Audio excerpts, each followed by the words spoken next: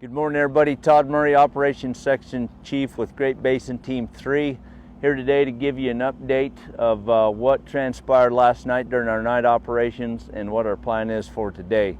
So last night we had a shock crew and 4 engines out here working in the T-bar area in Patterson, and the couple of spots, meaning 4 or 5 spots that we've had out that come over the line in both T-bar and the Patterson area. They worked them. They were able to work those with water, hand line, eliminating snag, safety concern issues, and everything stayed in place with no growth to those spots.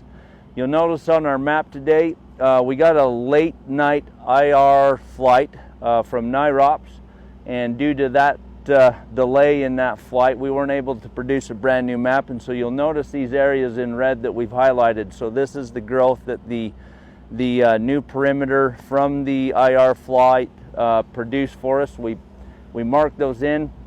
These areas, again, we're seeing growth from the fire there. However, the growth that we've been able to see in ground truth on the ground is low intensity, kind of that understory. So it's not like it's moving continuously through the canopy of the trees, so we're seeing some real good fire effects.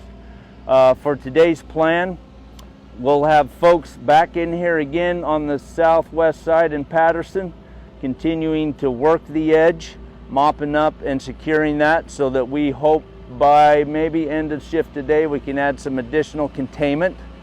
We'll have folks back in T-bar doing the same thing, working the edge, especially focusing up here right on the Yukonom fire scar where we did a little burnout operation. We've got hose lay in up here to be able to keep that in place, keep it in check, working the spots again, and with the intent hopefully that maybe we add some additional containment up here.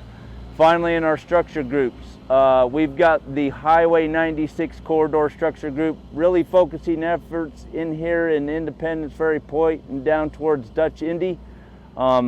And the reason being is with this fire growth here in this area, we want to make sure everything is good and solid and ready to go in there. So they're doing preparation and improvements around those structures, implementing hose lay, sprinklers as needed.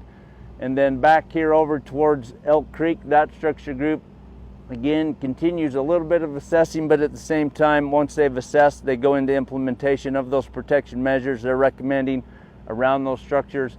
And they're also doing some improvements up the Chicken Ladder Road up there with mastication, grader, dozers, you know, to be able to use that line at some point in time, or road system at some point in time as an indirect containment feature.